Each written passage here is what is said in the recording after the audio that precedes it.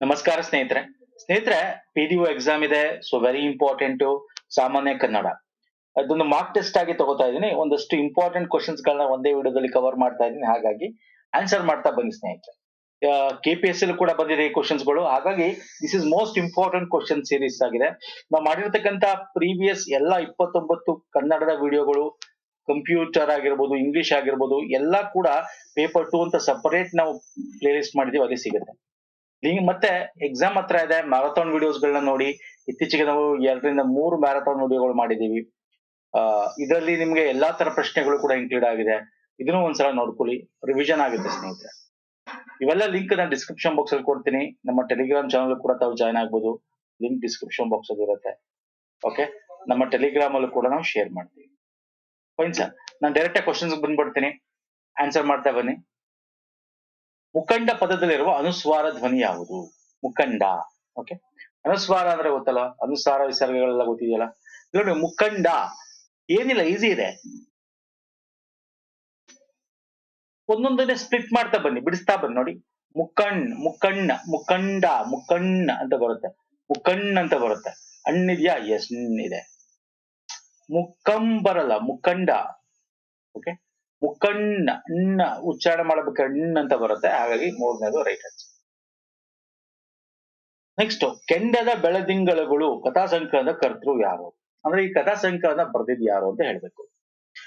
ಈ ತರ ನಮ್ಗೆ ಯಾವ್ದಾವ್ದೋ ಕೇಳ್ತಾನೆ. ಹೆಂಗ್ ಕೇಳ್ತಾನೆ ಅಂದ್ರೆ, ಆ ಒಂದು 1 ವರ್ಷ 2 ವರ್ಷದಲ್ಲಿ ಯಾವ್ದಾದ್ರು ಕೃತಿಗಳು ಬಿಡುಗಡೆ ಆಗಿದ್ರೆ ಅಂತದ್ ಬಗ್ಗೆ ಕೇಳ್ತಾನೆ. ನೋಡಿ, ಇದು 2023ರಲ್ಲಿ ಬಂದಿರ್ತಕ್ಕಂಥ ಕ್ವಶನ್ ಬಂದಿತ್ತು KPSC ಅಲ್ಲಿ. ಸೊ ಯಾಕೆ ಕೇಳಿದ? 2021 ಈ ಕೃತಿ ಬಿಡುಗಡೆ ಆಗಿರುತ್ತೆ, ಹಂಗಾಗಿ ಕೇಳ್ತಾನೆ. ಯಾರು ಬರೆದಿದ್ದು? ಗುರುಪ್ರಸಾದ್ ಕಂಟಲಗೆರೆ. ಓಕೆ, 2021ರಲ್ಲಿ ಇದು ಜನವರಿಲಿ ಬಿಡುಗಡೆ ಆಗಿರುತ್ತೆ, ಕೆಂಡದ ಬೆಳದಿಂಗಳು. ಓಕೆ, ಸೊ ಹಂಗಾಗಿ ದಿಸ್ ಇಸ್ ವೆರಿ ಇಂಪಾರ್ಟೆಂಟ್ ಆಗಿರುತ್ತೆ.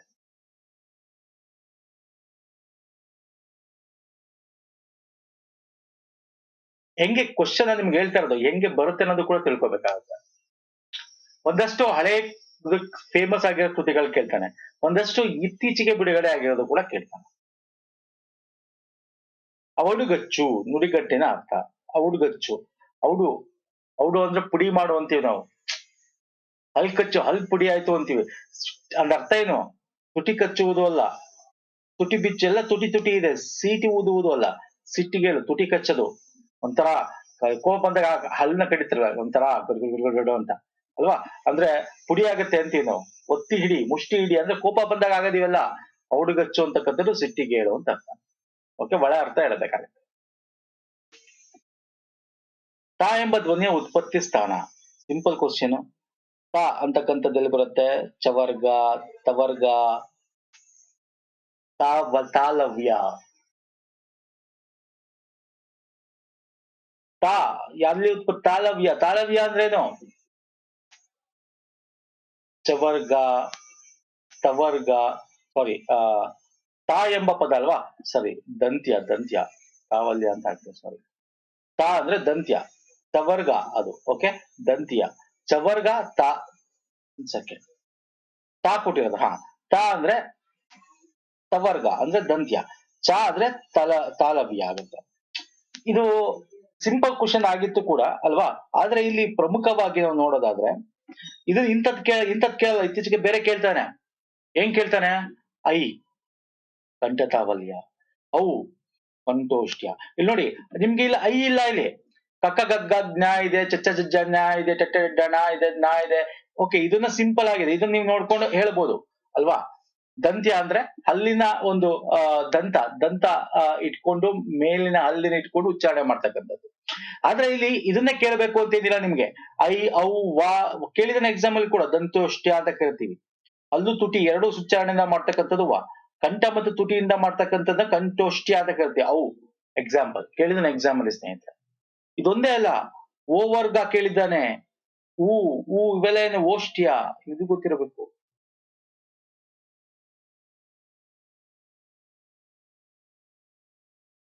ಇದೊಂದೇ ಅಲ್ಲ, ಸಾ ಕೇಳಿದ್ದಾನೆ, ಲಾ ಕೇಳಿದ್ದಾನೆ, ಲಾ ಕೇಳಿದ್ದಾನೆ ಎಕ್ಸಾಮ್ ಅಲ್ಲಿ. ಲಾ ನೋಡಿ, ಲಾ ಇದ್ಯಾ? ಇಲ್ಲ ಇದ್ರಲ್ಲಿ.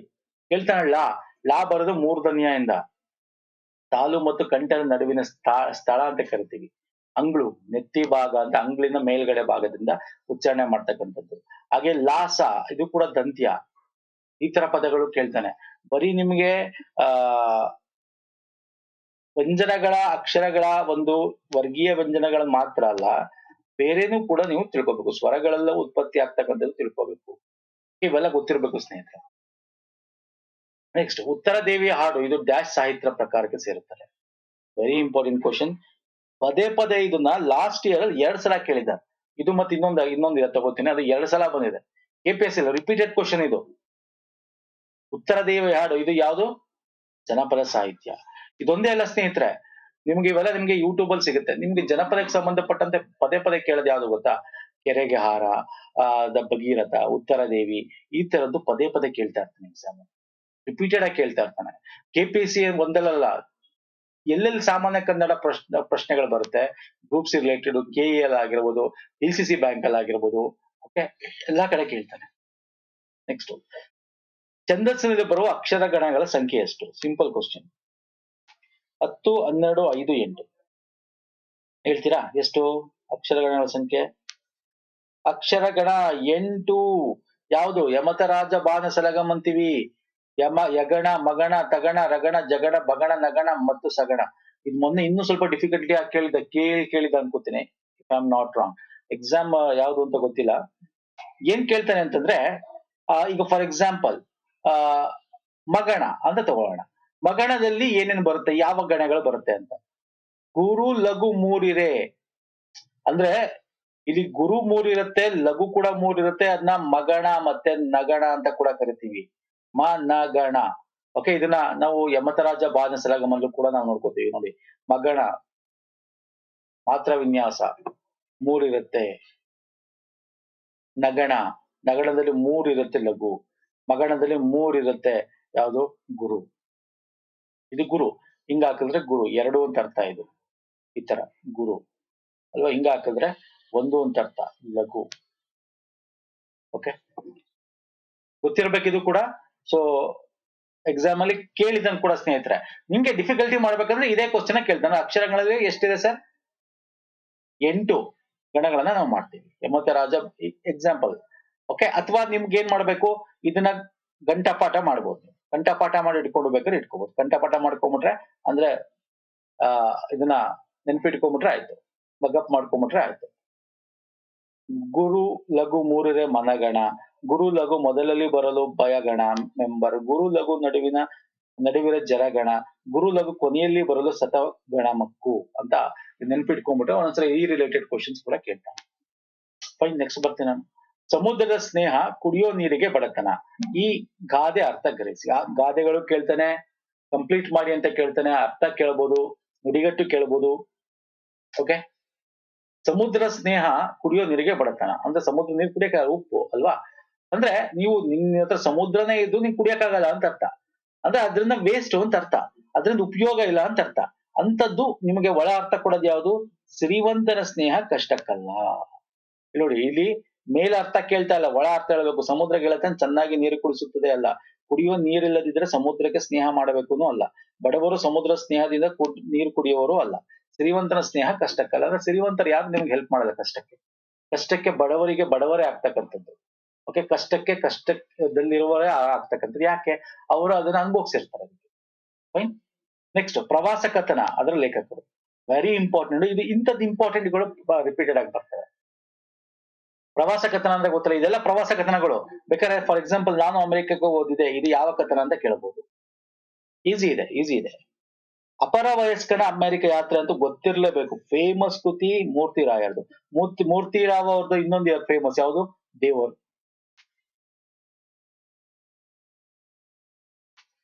ವೆರಿ ಇಂಪಾರ್ಟೆಂಟ್ ಕೃತಿ ಇದು, ದೇವರು. ಓಕೆ, ಅಮೆರಿಕದಲ್ಲಿ ನಾನು ಯಾರು? BGL ಸ್ವಾಮಿ ಬರೆದಿರೋದು. ಓಕೆ, ಅಮೆರಿಕದಲ್ಲಿ ನಾನು ಮತ್ತು ಶಾಂತಿ ಅಂದ್ರೆ ನಾನು ಮತ್ತು ಶಾಂತಿ ಅನ್ನೋದು ಅವ್ರ ಹೆಂಡತಿ. ಯಾರ ಹೆಂಡತಿ? ಪ್ರಭುಶಂಕರ್ ಅವರ ಹೆಂಡತಿ. ನಾನು ಅಮೆರಿಕಕ್ಕೆ ಹೋಗಿದ್ದೆ, ಕೃಷ್ಣಾನಂದ ಕಾಮತ್. ಓಕೆ, ಕೃಷ್ಣಾನಂದ ಕಾಮತ್ ಇಲ್ಲಿದೆ ನೋಡಿ. ಅಪರ ವಯಸ್ಕನ ಅಮೆರಿಕನ್ ಆಕೆ ಮೂರ್ತಿರಾವ್ ಅವ್ರದ್ದು. ವಿಜಲ್ ಸ್ವಾಮಿ ಅಮೆರಿಕದಲ್ಲಿ ನಾನು, ಅಮೆರಿಕದಲ್ಲಿ ನಾನು ಮತ್ತು ಶಾಂತಿ ಪ್ರಭುಶಂಕರ. ನಾನು ಅಮೆರಿಕಕ್ಕೆ ಹೋಗಿದ್ದೆ, ಕೃಷ್ಣಾನಂದ ಕಾಮತ್. ನೋಡಿ ಇದು ಆಕ್ಚುಲಿ ನಾನು ಅಮೆರಿಕಕ್ಕೆ ಹೋಗಿದ್ದೆ 3 ಭಾಗಗಳಲ್ಲಿ ಮಾಡ್ತಾರೆ ಅವರು. ಭಾಗ 1 ಭಾಗ 2 ಡಿವೈಡ್ ಮಾಡ್ತಾರೆ. ಅಂದ್ರೆ ಅವರು ಇಲ್ಲಿಂದ ಹಿಮಾಲಯದಿಂದ ಅಲ್ಲಿ ಅಮೆರಿಕ ಈ ತರ ಒಂದೊಂದು ಭಾಗದಲ್ಲಿ ಒಂದೊಂದು ನಾವು ಕವರ್ ಮಾಡ್ತಾ ಹೋಗ್ತೀವಿ. ಓಕೆ, ಇವೆಲ್ಲ ಪ್ರವಾಸದ ಕಥನಗಳು, ಅವರ ಪ್ರವಾಸಗಳ ಬಗ್ಗೆ ಮಾಡಿದ್ರು. ಸೊ ಇಲ್ಲಿ ಯಾವ ಸರಿ ಆನ್ಸರ್? ಆಪ್ಷನ್ 2. ಒಂದು ಗೊತ್ತಿದ್ರೆ ಆನ್ಸರ್ ಮಾಡೋದು. ಒಂದನೇ ಆಪ್ಷನ್ಗೆ 4 ಗೊತ್ತಿದ್ರೆ ನೋಡಿ, ಇದು ಇದ್ರಲ್ಲಿದೆ, ಇದ್ರಲ್ಲಿದೆ. ಓಕೆ, ಇನ್ನು ಆ ನಾನು ಅಮೆರಿಕದಲ್ಲಿ ನಾನು ಬಿಜಿಎಲ್ ಸ್ವಾಮಿ. ಬಿಗೆ 3 ಅಂತ ಗೊತ್ತಿದ್ರು ಕೂಡ ಇದೊಂದು ಗೊತ್ತಿದ್ರು ಆನ್ಸರ್ ಮಾಡಬಹುದು. ನೆಕ್ಸ್ಟ್ ಬರ್ತೀನಿ. ಗಣಪ ಎಂದರೆ, ಗಣಪ ಅಂದ್ರೆ ಆ ಹುಚ್ಚನಂತೆ ಮಾತಾಡೋದು, ಬೇಕಾಬಿಟ್ಟಿ ಬೇಜವಾಬ್ದಾರಿತನ ಮಾತಾಡೋದು, ತಲೆ ಬುಡ ಅಲ್ಲದೆ ಮಾತಾಡೋದು. ಅಂದ್ರೆ ಅರ್ಥ ಬಾಯಿಗೆ ಬಂದಂತೆ ಹರಟುವವನು ಗಣಪ ಅಂತ. ಓಕೆ, ಬಾಯಿಗೆ ಬಂದಂತೆ ಹರಟುವವ. ನೆಕ್ಸ್ಟ್ ಬರ್ತೇನೆ. ಭತ್ತ ಎಂಬ ಅರ್ಥವನ್ನು ನೀಡದ ಪದ, ನೆಗೆಟಿವ್ ಸ್ಟೇಟ್ಮೆಂಟ್. ಯಾವ್ದು ನೀಡಲ್ಲ ಅಂತ? ಭತ್ತ. ಕಳಿಮೆ ಇದೆ, ಕಳಮೆ ಅಂದ್ರೆ ಭತ್ತ ಆಗುತ್ತೆ. ಕಳಿಮೆ ನೋನು. ಕಯಮೆ ಅಂದ್ರೆ ಭತ್ತ ಅಂತಾನೆ ಅರ್ಥ. ಅಂದ್ರೆ ಇದ್ರಲ್ಲಿ ಬರುತ್ತೆ, ಯಾವ್ದು ಬರುತ್ತೆ? ಸುಗ್ಗಿ ಕಯಮೆ ಅಂತ ಬರುತ್ತೆ. ಸುಗ್ಗಿ ಕಯಮೆ ಅಂತ ಬರುತ್ತೆ. ಸೊ ಇದು ಭತ್ತಕ್ಕೆ ಸಂಬಂಧಪಟ್ಟಿರೋದು. ಕಳವಿ ಅಂದ್ರೆ ಭತ್ತ, ನೆಲ್ಲು ಅಂದ್ರೆ ಭತ್ತ, ಕಳಿಮೆ ಸೇರಲ್ಲ ಅಂತ ಹೇಳ್ಬೋದು. ಓಕೆ, ಭತ್ತ, ಅಕ್ಕಿ, ಶಾಲಿ, ನೆಲ್ಲು, ನೆಲ್ಲ, ಭತ್ತ, ಕಳವಿ, ಕಳಮೆ, ಕವಳಿ, ಕವಳೆ, ಕಳೆಮೆ ಇದೆ. ಇಲ್ಲಿ ಯಾಕೆ ಕೊಟ್ಟಿರೋದು? ಕಳಿಮೆ ಅನ್ನೋದಿಲ್ಲ, ಕಳಿಮೆ ಅನ್ನೋದಿಲ್ಲ. ಮತ್ತೆ ಇದೊಂದು ಕೇಳ್ತಾ ಇರ್ತಾನೆ, ಗದ್ದೆಗೆ ಭತ್ತದ ಗದ್ದೆ, ಭತ್ತದ ಗದ್ದೆಗೆ ನಾವು ಶಾಲಿವಾರ ಅಂತ ಕೂಡ ಹೇಳ್ತೀವಿ. ಇದು ಪದೇ ಪದೇ ಕೇಳ್ತಾ ಇರ್ತಾನೆ ಸ್ನೇಹಿತರೆ, ಗೊತ್ತಿರ್ತಾನೆ. ಸೊ ಇಲ್ಲಿ ನೆಗೆಟಿವ್ ಸ್ಟೇಟ್ಮೆಂಟ್ ಯಾವ್ದು ಸೇರಲ್ಲ? ಕಳಿಮೆ ಸೇರಲ್ಲ. ಕಳಮೆ ಭತ್ತದ ಗದ್ದೆ, ಭತ್ತ ಅಂತಾನೆ ಬರುತ್ತೆ. ಕಳಿಮೆ ಅನ್ನೋದು ಒಂದು ರೀತಿ ನೇರಳೆ ಅಥವಾ ಕಪ್ಪು ಹಣ್ಣಿನ ಒಂದು ಇದು ಅಂತ ಕೂಡ ಬರುತ್ತೆ. ನೆಕ್ಸ್ಟ್ ಬರ್ತೇನೆ. ಸ್ಟೈಲಿಶ್ ಬ್ಯಾಟ್ಸ್ಮನ್ ಎಂಬಲ್ಲಿ ಸ್ಟೈಲಿಶ್ ಪದಕ್ಕಿರುವ ಕನ್ನಡದಲ್ಲಿ ಸರಿ ಹೊಂದದ ಅರ್ಥ. ಸ್ಟೈಲಿಶ್ಗೆ ಕನ್ನಡದಲ್ಲಿ ಸರಿ ಹೊಂದದ ಅರ್ಥ, ಸರಿ ಹೊಂದುವ ಅರ್ಥ, ಹೊಂದದ ಅಲ್ಲ, ಹೊಂದುವ ಅರ್ಥ. ಅಂದ್ರೆ ಸ್ಟೈಲಿಶ್ಗೆ ಕನ್ನಡದಲ್ಲಿ ಏನಂತ ಕರಿತೀವಿ? ಶೈಲಿಕೃತಿ, ಆಕರ್ಷಕ, ಶೋಕಿಯುಳ್ಳವ, ಒಂದು ಶೈಲಿಯ. ಇದು ಅಲ್ಲ, ಶೋಕಿನೂ ಅಲ್ಲ, ಆಕರ್ಷಕ ಇಸ್ ದ ರೈಟ್ ಆನ್ಸರ್. ಆಕರ್ಷಕ ಅಂತ ಕರಿತೀವಿ. ನೆಕ್ಸ್ಟ್, ನನ್ನಿ ಎಂದರೆ ಏನು? ನನ್ನಿ ಅಂದ್ರೆ ಇದ್ದದ್ದನ್ನ ಇದ್ದಂಗೆ ಹೇಳೋದು. ಓಕೆ, ಸತ್ಯವನ್ನ ಹೇಳ್ತಕ್ಕಂಥದ್ದು, ಸತ್ಯವಂತಿಕೆ ಅಂತ ಬರುತ್ತೆ. ಓಕೆ, ನಿಜವಾದ ಸ್ಥಿತಿ, ವಸ್ತುವಿನ ನಿಜವಾದ ಸ್ಥಿತಿ, ಸತ್ಯ, ವಾಸ್ತವ ಏನಿರುತ್ತೆ ಅದನ್ನ ನಾವು ನನ್ನಿ ಅಂತ ಕರಿತೀವಿ. ಓಕೆ, ಸೊ ನೆಕ್ಸ್ಟ್ ಬನ್ನಿ. ಜಮೀನು ಎಂಬುದು ಡ್ಯಾಶ್ ಭಾಷೆಯ ಪದ. ಜಮೀನು ನಾವು ಆಕ್ಚುಲಿ ಮರಾಠಿ ಇದೆ, ಪ್ರಾಕೃತ, ತಮಿಳು, ಪಾರ್ಸಿ ಇದೆ. ಮರಾಠಿ ಅಂತೂ ಪ್ರಾಕೃತ ಅಂತೂ ಅಲ್ಲ, ತಮಿಳು ಅಂತೂ ಅಲ್ಲ, ಮರಾಠಿ ಅಥವಾ ಪಾರ್ಸಿ ಆಗಿರೋದು. ಪಾರ್ಸಿ ಅಥವಾ ಹಿಂದೂಸ್ತಾನಿ ಅಂತ ಕೂಡ ಕರಿತೀವಿ, ಹಿಂದೂಸ್ತಾನಿ. ಆಪ್ಷನ್ 3. ಓಕೆ, ನಾವು ಇದೆಲ್ಲ ಮಾಡಿದೀವಿ. ನಾವು ಪ್ರೀವಿಯಸ್ ವಿಡಿಯೋ ಅಥವಾ ನಮ್ಮ ಗ್ರಾಮರ್ ವಿಡಿಯೋ ಹೋದ್ರು ಕೂಡ ಗ್ರಾಮರ್ ವಿಡಿಯೋ ಲಿಂಕ್ ಕೊಡ್ತೀನಿ ಸ್ನೇಹಿತರೆ, ನಿಮ್ಗೆ ಕೆಳಗಡೆ ಡಿಸ್ಕ್ರಿಪ್ಷನ್ ಬಾಕ್ಸ್ ಅಲ್ಲಿ. ಹಾಗೆ ಮ್ಯಾರಥಾನ್ ವಿಡಿಯೋ ಲಿಂಕ್ ಕೊಡ್ತೀನಿ ನೋಡಿ. ಜಮೀನು ಬಂದು ನಿಮಗೆ ಹಿಂದೂಸ್ತಾನಿ ಅಥವಾ ಪಾರ್ಸಿ ಶಬ್ದ ಅಂತ ಕರೀಬಹುದು. ಓಕೆ, ನೆಕ್ಸ್ಟ್, ಲೋಕದೊಳ್ ಪದದಲ್ಲಿರೋ ವಿಭಕ್ತಿ. ಹಳೆಗನ್ನಡ ಪದ ಕೇಳಿದ್ದಾನೆ, ವಿಭಕ್ತಿ ಪ್ರತ್ಯಯ ಹಳೆಗನ್ನಡದಿದು. ಲೋಕದೊಳ್. ಓಳ್ ಅಂದ್ರೆ ಯಾವ್ದು ಬರುತ್ತೆ? ಪ್ರಥಮನ, ತೃತೀಯನ, ಸಪ್ತಮಿನ, ಪಂಚಮಿನ. ಸಪ್ತಮಿ ವಿಭಕ್ತಿ. ಹಳೆಗನ್ನಡ ಪ್ರತ್ಯಯ ತಗೊಂಡ್ರೆ ಓಳ್ ನೋಡಿ, ರಾಮನಲ್ಲಿ ರಾಮನೋಳ್. ಅಲ್ಲಿ ಸಪ್ತಮಿ ಕನ್ನಡ ಆದ್ರೆ ಹೊಸಗನ್ನಡ, ಹಳೆಗನ್ನಡದ ಓಳ್ ಅಂತ ಕರಿತೀವಿ. ಓಕೆ, ಹಳೆಗನ್ನಡದ ಕೇಳ್ತಾನೆ ಸ್ನೇಹಿತರೆ. ಆ ಅಂದ್ರೆ ಇಲ್ಲಿ ರಾಮನ, ರಾಮನೋಳ್, ರಾಮನತ್ತ, ನಿಮ್, ರಾಮನಿಗೆ, ನಿಮ್, ನಮ್, ಇವೆಲ್ಲ ನೋಡ್ಕೋಬೇಕಾಗತ್ತೆ. ಫೈನ್. ಓಕೆ, ಸೊ ನೆಕ್ಸ್ಟ್ ಬರ್ತೇನೆ. PQRS ಸಿಂಪಲ್ ಆಗಿರುತ್ತೆ, ಓಡಿದೀನಿ. ಡೀಟೇಲ್ PQRS ನಾವು ಪ್ರೀವಿಯಸ್ ವಿಡಿಯೋ ಎಲ್ಲ ಮಾಡಿದ್ವಿ, ನೋಡಿಲ್ಲ ದಯವಿಟ್ಟು ನೋಡ್ಕೊಳ್ಳಿ ಸ್ನೇಹಿತರೆ. ಹೊಸ ಚಿಗುರು ಕೂಡಿರಲು ಮೊರಸೊಬಗು ಹಳೆ ಬೇರು. ಯಾವ್ದು ಫಸ್ಟ್ ಬರುತ್ತೆ ನೋಡಿ? ಕೂಡಿರಲು ಬರಲ್ಲ, ಮರ ಸೊಬಗು ಅಂತೂ ಬರಲ್ಲ. ಇದೆರಡು ಬರಕ್ ಚಾನ್ಸೇ ಇಲ್ಲ ಫಸ್ಟ್, ಅಲ್ವಾ ಸರ್? ಪಿ ಬರ್ಬೇಕು, ಎಸ್ ಬರ್ಬೇಕು. ಪಿ ಎಸ್ ಇದೆಯಾ ಅದ್ರಲ್ಲಿ? ಇಲ್ಲಿದೆ. ಎರಡನ್ನು ಚೆಕ್ ಮಾಡೋದು. ಫಸ್ಟ್ ಎಸ್ ನ ಚೆಕ್ ಮಾಡೋಣ, ನೋಡೋಣ. ಹಳೆ ಬೇರು ಪಿ, ಎಸ್ ಆದ್ಮೇಲೆ PQR ಇದೆ ಅಲ್ವಾ? ಹಳೆ ಬೇರು, ಹೊಸ ಚಿಗುರು, ಕೂಡಿರಲು ಮರ ಸೊಬಗು. ಎಸ್ ಆಗ್ಬಹುದು. ಪಿ ಇಂದ ಚೆಕ್ ಮಾಡ ಬನ್ನಿ. ಹೊಸ ಚಿಗುರು, ಕೂಡಿರಲು ಮರ ಸೊಬಗು, ಹಳೆ ಬೇರು. ಇದಾಗಲ್ಲ. ಹಳೆ ಬೇರು ಹೊಸ ಚಿಗುರು ಅಲ್ವಾ? ಬೇರೆ ಯಾವಾಗ್ಲೂ ಹಳೆದೇ ಒಂದೇ ಇರುತ್ತೆ, ಚಿಗುರು ಮಾತ್ರ ಬೇರೆ ಬೇರೆ ಆಗ್ತಾ ಉದುರು ಹೋಗುತ್ತೆ, ಚಿಗುರುತ್ತೆ. ನೋಡಿ ಸ್ವಲ್ಪ ಕಾಮನ್ ಸೆನ್ಸ್ ಯೂಸ್ ಮಾಡಿ. ಸೊ ಹಾಗಾಗಿ ಫಸ್ಟ್ ಇದು ಬರುತ್ತೆ, ಇದು ಸೆಕೆಂಡ್ ಬರುತ್ತೆ, ಇದು ಥರ್ಡ್ ಬರುತ್ತೆ, ಇದು fourth. Okay, option 1 is the right answer. ನೋಡಿ ಇಂಥದ್ದು ಕೂಡ ಈಸಿ ಅನ್ಕೋತೀವಿ ಒಂದ್ಸಲ, ಇಂಥದ್ದು ಕೂಡ ಆಪ್ಷನ್ಸ್ ಗಳಲ್ಲಿ ನಿಮಗೆ ಕನ್ಫ್ಯೂಸ್ ಮಾಡಿ ಇಟ್ಬಿಟ್ಟಿರ್ತಾನೆ. ಈಸಿ ಇರುತ್ತೆ ಕ್ವಶನ್, ಆದ್ರೆ ಆಪ್ಷನ್ಸ್ ಡಿಫಿಕಲ್ಟ್ ಕೊಟ್ಟಿರ್ತಾನೆ. ಒಂದೊಂದು ಕ್ವಶನ್ ನಿಮ್ಗೆ ಈ ತರ ದೊಡ್ಡ ದೊಡ್ಡ ಕ್ವಶನ್ಸ್ ಗಳಲ್ಲಿ ಆಪ್ಷನ್ಸ್ ನಿಮಗೆ ಈಸಿ ಇರುತ್ತೆ, ಕ್ವಶನ್ ಡಿಫಿಕಲ್ಟಿ ಅನ್ಸುತ್ತೆ, ಅಂದ್ರೂ ಅದನ್ನ ಸಾಲ್ವ್ ಮಾಡಬಹುದು. ಓಕೆ, ನೆಕ್ಸ್ಟ್, ನೆನಪಿಲ್ಲ ಎಂಬುದು ಯಾವ ಸಂಧಿ? ಹೇಳ್ತೀರಾ? ಈಸಿ ಇದೆ, ವೆರಿ ಈಸಿ ಕ್ವಶನ್. ಬಿಡಿಸಿ ಫಸ್ಟ್, ಹೆಂಗ್ ಬಿಡಿಸ್ತೀರಾ ಅಂತ. ಹೆಂಗ್ ಬರ್ಬೋದು? ನೆನಪಿಲ್ಲ, ನೆನಪು ಪ್ಲಸ್ ಇಲ್ಲ ಅಂತ ಬರೀಬೋದಾ? ಲೋಪಸಂಧಿ ಹಾಕ್ಬೋದಾ? ಎಸ್, ಲೋಪಸಂಧಿ ಏನಾಗುತ್ತೆ? ಏನಾಗುತ್ತೆ ಲೋಪಸಂಧಿ ಡೆಫಿನಿಷನ್ ಏನು ಹೇಳ್ಬೇಕು ಸ್ನೇಹಿತರೆ, ಫಟಾಫಟ್ ಅಂತ. ಎಸ್, ನೆಕ್ಸ್ಟ್ ಬನ್ನಿ. ಇದು ಈಸಿ ಇದೆ, ನಾನು ಎಕ್ಸ್ಪ್ಲೇನ್ ಮಾಡೋ ಹೆಸರಿಲ್ಲ ಅಂತ ಅನ್ಕೊಂಡು ನಾನು ಮುಂದೆ ಹೋಗ್ತಾ ಇದ್ದೇನೆ. ಓಕೆ, ತಲ್ಲಣಿಸದಿರು ಕಂಡ್ಯ ತಾನು ತಾಳು ಮನವೇ, ಇದನ್ನು ರಚಿಸುವುದು ಯಾರು? Very easy question. ಇದನ್ನ ಕಂಪ್ಲೀಟ್ ಸಾಂಗ್ ನಿಮ್ಗೆ ಗೊತ್ತಿದ್ರೆ ಕಣ್ ಮುಚ್ಕೊಂಡು ಆನ್ಸರ್ ಮಾಡಬಹುದು. It is none other than ಕನಕದಾಸರು. ಕನಕದಾಸರು ಇದು ರೈಟ್ ಆನ್ಸರ್. ಆದಿಕೇಶವರಾಯ ಅಂತ ಬರುತ್ತೆ ಇದರಲ್ಲಿ. ತಲ್ಲಣ ತಲ್ಲಣಿಸದಿರೋ ಕಂಡ್ಯ ತಾಳು ಮನವೇ, ಎಲ್ಲರನ್ನು ಸಹುವನು ಇದಕ್ಕೆ ಸಂಶಯವಿಲ್ಲ. ಇಲ್ಲಿ ತೋರಿಸ್ತೀನಿ. ಕಾಗಿನಲ್ಲಿ ಆದಿಕೇಶವರಾಯ ಎಲ್ಲರನ್ನು ಸಲಹುವನು ಇದಕ್ಕೆ ಸಂಶಯವಿಲ್ಲ. ನಿಮ್ಗೆ ಹಿಂಗೆ ಕೇಳಬೇಕು ಅಂತೇನಿಲ್ಲ, ಅದನ್ನೇ ಹೇಳ್ತಾರೆ ಸ್ನೇಹಿತರೆ. ಬೆಟ್ಟದ ತುದಿಯಲ್ಲಿ ಹುಟ್ಟಿದ ವೃಕ್ಷಕ್ಕೆ ಕಟ್ಟೆಯನ್ನು ಕಟ್ಟಿ ನೀರೇ ಒದೆದವರು ಯಾರು? ಇದು ಎಲ್ಲೆಲ್ಲೋ ನೀವು ಕೇಳಿರ್ತೀರಾ ಇದನ್ನ.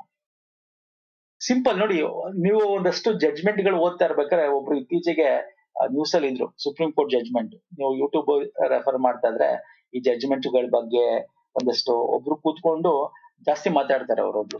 ಅಲ್ವಾ, ಪಾಕಿಸ್ತಾನಕ್ಕೆ ಹೋಲಿಸ್ಬಿಟ್ಟಿದ್ರು ಅಲ್ವಾ, ಅದೆಲ್ಲ ಇಶ್ಯೂ ಆಗಿತ್ತು. ಆ ಜಡ್ಜ್ ಮೊನ್ನೆ ಕೂಡ ಯಾವ್ದೋ ಒಂದು ಇದ್ರಲ್ಲಿ ನಾನು ನೋಡ್ತಾ ಇದ್ದೆ.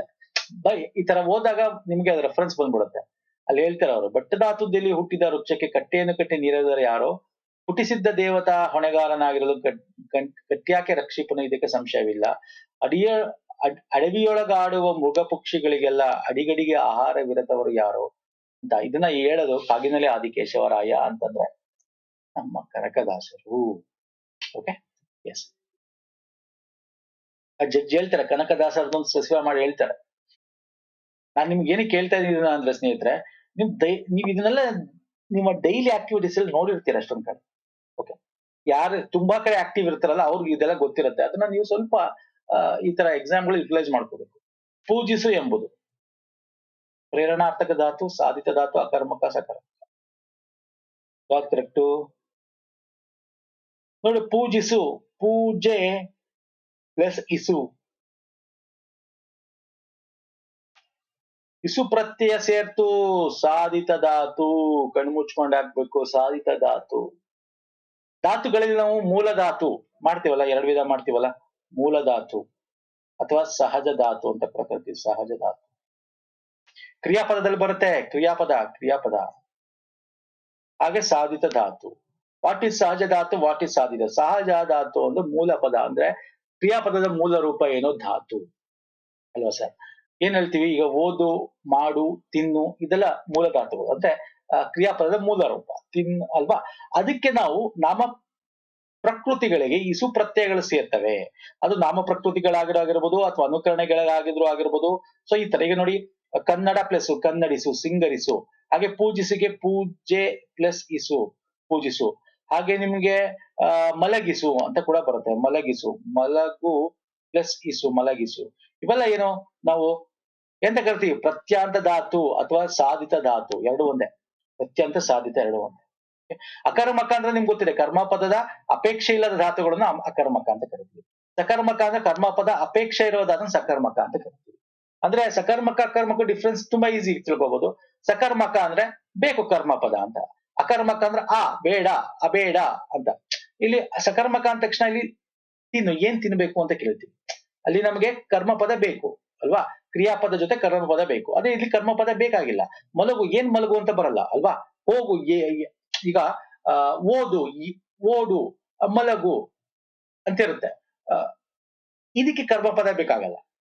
ಓಕೆ, ಮತ್ತೆ ಈ ತರ ಇಸು ನೀವು ನೋಡಿದ ತಕ್ಷಣ ಹೇಳ್ಬೋದು ಸರ್, ಈ ಒಂದು ವರ್ಡ್ ಇದೆಯಲ್ಲ, ಈ ವರ್ಡ್ ನೋಡಿದ ತಕ್ಷಣ ಹೇಳ್ಬಿಡ್ಬೋದು ನೀವು ಇದು ಯಾವ ಧಾತು ಅಂತ ಹೇಳ್ಬೋದು. ಪೂಜಿಸು, ಮಲಗಿಸು, ತಳತಳಿಸು, ದಗದಗಿಸು, ಕನ್ನಡಿಸು, ಸಿಂಗರಿಸು, ಹಿಂಗೆಲ್ಲ ಇರ್ತವೆ. ನೋಡಿದ ತಕ್ಷಣ ಹೇಳ್ಬಿಡ್ಬೋದು, ಈಸಿ ಇದೆ. ಪರಿಭವ ಎಂದರೇನು? ಪರಾಭವ ಬೇರೆ, ಪರಾಭವ ಬೇರೆ. ಪರಾಭವ ಅಂದ್ರೆ ಸೋತ ಇರತಕ್ಕಂಥ, ಸೋಲು ಆಗುತ್ತೆ. ಪರಿಭವ ಅಂದ್ರೆ ಇದು ಕೂಡ ಸೋಲೆ, ಆದ್ರೆ ಸೋಲಿನಿಂದ ಆಗ್ತಕ್ಕಂತ ಒಂದು ಅಪಮಾನನ ನಾವು ಪರಿಭವ. ಪರಾಭವ ಅಂದ್ರೆ ಸೋಲ್ಸೋದು, ಸೋತವನು ಅಂತ, ಸೋತನು ಅಲ್ವಾ. ಇಲ್ಲಿ ಅಪಮಾನ ಆಗುತ್ತೆ. ಅಪಮಾನ ಅಂತಕ್ಕಂಥದ್ದು ಏನಿದೆ, ಅದಕ್ಕೆ ನಾನು ತುಂಬಾ ಜನ ಕನ್ಫ್ಯೂಸ್ ಮಾಡ್ಕೋತಾರೆ ಇದನ್ನ, ಸೋಲು ಅಂತಾನೆ ಹಾಕ್ತಾರೆ. ಯಾಕಂದ್ರೆ ಪರಿಭವ ಅಂತಕ್ಕಂಥದ್ದು ಇದೆಯಲ್ಲ, ಅವಮಾನ, ಮುಖಭಂಗ ಅಂತ ಅರ್ಥ. ಸೋತಾಗ ಆಗ್ತಕ್ಕಂಥದ್ದು ಏನಾಗುತ್ತಲ್ಲ ಅದು ಮುಖಭಂಗ. ಪರಾಭವ ಅಂದ್ರೆ ಸೋಲದೆ ಅದು. ಈಗ ಯುದ್ಧದಲ್ಲಿ ಆಗುವ ಸೋಲು, ಇದರಿಂದ ಮುಖಭಂಗ ಆಗತ್ತೆ ಅದ್ರಿಂದ ಸೋತಾಗ, ಅದನ್ನ ನಾವು ಪರಿಭವ ಅಂತ ಕರಿತೀವಿ. ಉತ್ಸಾಹ ಭಂಗ ಆಗ್ತಕ್ಕಂಥದ್ದು, ಓಕೆ, ಅವಮರ್ಯಾದೆ, ಅಗೌರವ, ತಿರಸ್ಕಾರ, ಇವನ್ನೆಲ್ಲ ನಾವು ಪರಿಭವ ಅಂತ ಕರಿತೀವಿ. ಆಯ್ತಾ? ನೆಕ್ಸ್ಟ್, ಅಚ್ಚಗನ್ನಡದ ಶಬ್ದ ಗುರುತಿಸ್ಬೇಕು. ಕಿರಾಣಿ, ಎಣ್ಣೆ, ತಾಕತ್ತು, ಗಡದ್ದು. ನೋಡಿದ ತಕ್ಷಣ ಹೇಳ್ಬೋದು ಇದನ್ನ ಯಾವುದು ಅಂತ. ಸಿಂಪಲ್ ಆಗಿರುತ್ತೆ ಕನ್ನಡದ ಪದ, ಎಣ್ಣೆ is the right answer. Next ಬರ್ತೇನೆ. ಗೋಧೋಳಿ ಕೃತಿಯ ಸಾಹಿತ್ಯ. ಇದು ಗೋಧೋಳಿ, ಇದು ಗೋಧೂಳಿ ಅಲ್ಲ, ಓಕೆ, ಗೋಧೂಳಿ ಅಲ್ಲ, ಗೋಧೋಳಿ. ಇದು ಅಂಕಣ ಬರೀತಿದ್ರು. ಯಾರು ಬರೀತಿದ್ರು ಹೇಳಿ ನಾವು, ಫಟಾಫಟ್ ಅಂತ ಹೇಳಿ ನೋಡಿ, ಯಾರು ಬರೀತಾರೆ? ಮುಂಗಾಲು. ಇದಂತೂ ವೆರಿ ಈಸಿ ಸಮಾಸ. ಮುಂಗಾಲು, ಇಂಥ ಸಮಾಸಗಳು ಬಂದ್ಬಿಟ್ರೆ ನಿಮಗೆ ಎಕ್ಸಾಮ್ ಅಲ್ಲಿ ತುಂಬಾ ಈಸಿ. ಯಾಕಂದ್ರೆ ಮುಂಗಾಲು ಅಂದ್ರೆ ಅಂಶ ಬರುತ್ತೆ. ಅಂಶ ಅಂದ್ರೆ ಒಂದು ಆ ಅಂಗದ ಒಂದು ತುದಿದ, ಹಿಂದನ, ಮುಂದನ ಅಂತ. ಮುಂಗಾಲು ಅಂದ್ರೆ ಕಾಲಿನ ಪ್ಲಸ್ ಮುಂದೆ, ಮುಂಗಾಲು ಅಲ್ವಾ, ಕಾಲಿನ ಪ್ಲಸ್ ಮುಂದೆ ಅಂದ್ರೆ ಅಂಶಿ ಸಮಾಸ. Easy question. ಮುನಿಪೋತ್ತಮ ಪದ ಬಂದು ಬಿಡಿಸಿದ ಸರಿಯಾದ ರೂಪ ಯಾವುದು? ಮುನಿಪೋತ್ತಮನ ಬಿಡಿಸಬಾರ್ದ್ರೆ ಏನಂತ ಬರಬಹುದು? ಮುನಿಪೋ ಪ್ಲಸ್ ಉತ್ತಮ. ಇದಂತೂ ಅಲ್ವೇ ಅಲ್ಲ. ಕಣ್ಣು ಮುಚ್ಕೊಂಡು ನಾವು ಇದನ್ನ ನೆಗ್ಲೆಕ್ಟ್ ಮಾಡ್ಬೋದು, ಅಂದ್ರೆ ಎಲಿಮಿನೇಟ್ ಮಾಡ್ಬೋದು. ಮುನಿಪಾ ಪ್ಲಸ್ ಉತ್ತಮ ಆಗಬಹುದು. ಮುನಿ ಪ್ಲಸ್ ಪವುತ್ತಮ ಅಂತ ಕರೆಯಲ್ಲ. ಮುನಿಪವು ಪ್ಲಸ್ ಉತ್ತಮ ಅಂತಾನು ಕರೆಯಲ್ಲ. ಕಣ್ಮುಚ್ಕೊಂಡು ಟಿಕ್ ಹಾಕಿ ಮುನಿಪ ಪ್ಲಸ್ ಉತ್ತಮ ಇಸ್ ದ ರೈಟ್ ಆನ್ಸರ್. ಮುನಿಪ ಪ್ಲಸ್ ಉತ್ತಮ, ಮುನಿಪೋತ್ತಮ. ಛಂದಸ್ಸಿನಲ್ಲಿ ಮಾತ್ರೆ ಎಂದರೆ ಏನು? ಏನ್ ಸರ್ ಛಂದಸ್ಸಿನಲ್ಲಿ ಮಾತ್ರೆ? ಛಂದಸ್ಸಲ್ಲಿ ಮಾತ್ರೆಗಳು ಲಘು ಗುರು ಆಗ್ತೀವಿ ಅಂದ್ರೆ ಏನರ್ಥ? ಇದನ್ನ ಡೆಫಿನಿಷನ್ ಕೇಳಿದಾನಷ್ಟೇ. ಇಲ್ಲಿ ಸ್ವರವನ್ನು ಅಳೆಯುವ ಮಾನ ಅಲ್ಲ, ಕಾಲವನ್ನು ಅಳೆಯುವ ಮಾನ. ನಮ್ ಛಂದಸ್ಸಿನ ಓದಿಯಲ್ಲಿ ಡೆಫಿನಿಷನ್ಸ್ ಗಳು, ಈ ತರ ವಿಧಗಳೆಲ್ಲ ಕೊಟ್ಟಿದ್ವಿ ವ್ಯಾಕರಣದಲ್ಲಿ ಸ್ನೇಹಿತರೆ. ಲಿಂಕ್ ಕೊಡ್ತೀನಿ ಡಿಸ್ಕ್ರಿಪ್ಷನ್ ಬಾಕ್ಸ್ ಅಲ್ಲಿ, ಬೇಕಾದ್ರೆ ನೋಡಿಲ್ಲ ನೋಡಿ. ಒಂದು ಅಕ್ಷರವನ್ನು ಉಚ್ಚರಿಸಲು ಬೇಕಾದ ಕಾಲವನ್ನು ಮಾತ್ರೆ ಅಂತ ಕರಿತೀವಿ. ಅಂದ್ರೆ ಅಲ್ಲಿ ಎಲ್ಲಿ ಒಂದು ಕಾಲದಲ್ಲಿ ಉಚ್ಚಾರಣೆ ಮಾಡ್ತೀವೋ, ಎರಡು ಕಾಲ ತಗೋತೀವ, ಅದಕ್ಕೆ ಒಂದು ಕಾಲದಲ್ಲಿ ಉಚ್ಚಾರಣೆ ಮಾಡೋದನ್ನ ಲಘು ಅಂತ ಕರಿತೀವಿ ಅಲ್ವಾ. ನೋಡಿ, ಒಂದು ಮಾತ್ರ ಕಾಲದಲ್ಲಿ ಅಂದ್ರೆ ಒಂದು ಕಾಲದಲ್ಲಿ ಉಚ್ಚಾರಣೆ ಮಾಡ್ತಕ್ಕಂಥ. ಎರಡು ಅಥವಾ ಅದ ಎರಡಕ್ಕಿಂತ ಹೆಚ್ಚು ಮಾತ್ರ ಕಾಲದಲ್ಲಿ ಉಚ್ಚಾರಣೆ ಮಾಡೋದು ಗುರು ಅಂತ ಕರಿತೀವಿ. ಈ ಚಿಹ್ನೆ ಯೂಸ್ ಮಾಡ್ತೀವಿ ಅಲ್ವಾ. ಸೊ ಇದೆಲ್ಲ ಗೊತ್ತಿರಲಿ.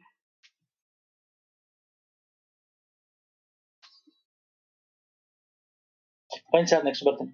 ಕನ್ನಡಕ್ಕೆ ಬೇಕು ಕನ್ನಡದೇ ವ್ಯಾಕರಣ. ಈ ಕೃತಿ ರಚಿಸಿದವರು ಯಾರು ಸರ್ ಹೇಳ್ತೀರಾ? ಅಂದ್ರೆ ನಾವು ವ್ಯಾಕರಣಕ್ಕೆ ನಾವು ಸಂಸ್ಕೃತದಿಂದ ಕನ್ನಡಕ್ಕೆ ತಗೊಂಡ್ ಬರ್ತೀವಲ್ವಾ, ಅದು ಬೇಡವಾಗಿತ್ತು. ನಮ್ಮದೇ ಒಂದು ವ್ಯಾಕರಣ ಇರಬೇಕು. ನಮ್ಮದ್ರಲ್ಲೇ ವಿಭಿನ್ನಗಳಿವೆ, ಬೇರೆ ಬೇರೆ ರೀತಿ ಅರ್ಥ ಕೊಡ್ತವೆ, ಬೇರೆ ಬೇರೆ ಇದೆ ಅಂತ ಹೇಳ್ತಕ್ಕಂಥದ್ದು ಡಿ.ಎನ್. ಶಂಕರ ಭಟ್ ಅವರು ಕನ್ನಡಕ್ಕೆ ಬೇಕು ಕನ್ನಡದ ವ್ಯಾಕರಣ ಅಂತ ಬರ್ತಿದ್ರು. ಓಕೆ, ಸೊ ನೆಕ್ಸ್ಟ್ ಬರ್ತೇನೆ. ಸುವರ್ಣ ಪುತ್ಥಳಿ ಕೃತಿಗೆ ಬಂದ ಪ್ರಶಸ್ತಿ. ಯಾವ ಪ್ರಶಸ್ತಿ ಬಂತು ಸುವರ್ಣ ಪುತ್ಥಳಿ? ಯಾರು ಬರ್ದಿದ್ದು ಹೇಳ್ತೀರಾ? ಯಾರು ಬರ್ದಿದ್ದು? ಯಾವ ಪ್ರಶಸ್ತಿ ಬಂದಿದ್ದು? ಪಂಪ ಜ್ಞಾನಪೀಠ, ಕೇಂದ್ರ ಸಾಹಿತ್ಯ. ಜ್ಞಾನಪೀಠ ಅಂತೂ ಅಲ್ವೇ ಅಲ್ಲ ಅಲ್ವಾ. ಕೇಂದ್ರ ಸಾಹಿತ್ಯ ಅಕಾಡೆಮಿ ಅಥವಾ ಕನ್ನಡ ಸಾಹಿತ್ಯ ಅಕಾಡೆಮಿ, ಪಂಪ ಪ್ರಶಸ್ತಿ ಬಂದಿತ್ತು.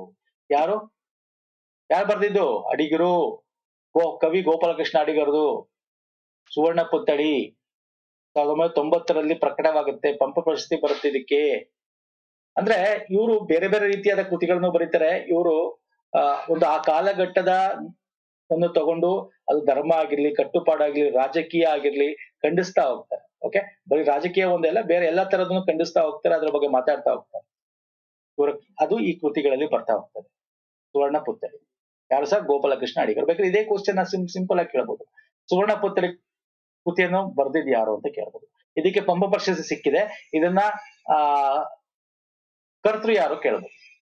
ತಾನು ಎಂಬ ಸರ್ವನಾಮವು ಅವನೇ ಕೊಟ್ಟಿದ್ದಾನೆ. ಸರ್ವನಾಮ ಅಂತ, ಸರ್ವನಾಮದಲ್ಲಿ ನಮ್ಗೆ ಪುರುಷಾರ್ಥಕ, ಪ್ರಶ್ನಾರ್ಥಕ, ಆತ್ಮಾರ್ಥಕ ಇವೆಲ್ಲ ಮಾಡ್ತೀವಲ್ಲ. ಸಂಬಂಧ ಸೂಚಕ ಅಲ್ಲ, ಪ್ರಶ್ನವಾಚಕನೂ ಇದೆ, ಆತ್ಮಾರ್ಥಕನೂ ಇದೆ. ಯಾವ್ದು ಸರ್ ಇದು? Simple question. ತಾನು ತಾವು ಆತ್ಮಾರ್ಥಕ ಸೂಚಕ ಮಾಡಿದೀವಿ ಸರ್ವನಾಮಗಳಲ್ಲಿ. ಪುರುಷವಾಚಕದಲ್ಲಿ ನಮ್ಗೆ ಪ್ರಥಮ ಪುರುಷ, ದ್ವಿತೀಯ ಪುರುಷ, ಮಧ್ಯಮ ಪುರುಷ, ಉತ್ತಮ ಪುರುಷ, ಮಧ್ಯಮ ಪುರುಷ ಅಂತ ಬರುತ್ತೆ ಅಲ್ವಾ. ಅದ್ರಲ್ಲಿ ಪ್ರಶ್ನಾರ್ಥಕದಲ್ಲಿ ಯಾವುದು, ಏನು, ಯಾರು, ಯಾವನು ಅಂತ ಬರುತ್ತೆ. ಆತ್ಮಾರ್ಥಕದಲ್ಲಿ ತಾನು ತಾವು ಅಂತ ಬರುತ್ತೆ. ಇನ್ನು ಡೀಟೇಲ್ ಆಗಿ ಇನ್ನು ಡೀಟೇಲ್ ಆಗಿ ಬೇಕಾದ್ರೆ ನೋಡೋಣ ಬನ್ನಿ. ಪುರುಷವಾಚಕ ಸರ್ವನಾಮಗಳಲ್ಲಿ ನಿಮ್ಗೆ ಗೊತ್ತಿರೋದನ್ನ ಹೇಳಕ್ ಹೋಗಲ್ಲ, ಇಲ್ಲೇ ಇದೆ. ಮಧ್ಯಮ ಪುರುಷ ಅಂದ್ರೆ ನೀನು, ನೀವು ಅಂತಕ್ಕಂಥದ್ದು. ಉತ್ತಮ ಅಂದ್ರೆ ನಾನು, ನಾವು ಅಂತ ಹೇಳೋದು. ಪ್ರಥಮ ಅಂದ್ರೆ ಅವನು, ಅವಳು ಅಂತ ಇದು ಗೊತ್ತಿದೆ. ಆತ್ಮಾರ್ಥಕ ಸರ್ವನಾಮ ಅಂತಂದ್ರು ಅಂದ್ರೆ ಆತ್ಮ, ನನ್ನ ಆತ್ಮ, ತಾನು, ತಾವು ಅಂತ ಕರಿತೀವಿ. ಈಗ ಉದಾಹರಣೆ, ಆ ಕರಡಿ ತನ್ನ ಪಾಡಿಗೆ ತಾನು ಹೊರಟಿತು, ತಾನು. ಆ ಭಿಕ್ಷುಕ ತನ್ನ ಪಾಡಿಗೆ ತಾನು ಹೊರಟನು. ಓಕೆ. ಕುಸುಮ ಅವರೆಲ್ಲರೂ ಗೇಲಿ ಮಾಡುತ್ತಿದ್ರು ಸಹ ತನ್ನ ಪಾಡಿಗೆ ತಾನು ಹೊರಟಲು. ಇಲ್ಲಿ ತಾನು ಅಂತಕ್ಕಂಥದ್ದು ಏನಿದೆಯಲ್ಲ, ಇದನ್ನ ನಾವು ಆತ್ಮಾರ್ಥಕ ಸರ್ವನಾಮ ಅಂತ ಮಾಡ್ತೀವಿ. ಇನ್ ಪ್ರಶ್ನಾರ್ಥಕದಲ್ಲಿ ನಿಮ್ಗೆ ಗೊತ್ತಿದೆ, ಪ್ರಶ್ನವಾಚಕ ಸರ್ವನಾಮದಲ್ಲಿ ಪ್ರಶ್ನೆ ಬರ್ಬೇಕು. ಯಾವುದು, ಯಾರು, ಏನು, ಯಾರು, ಯಾವ ಅಂತ.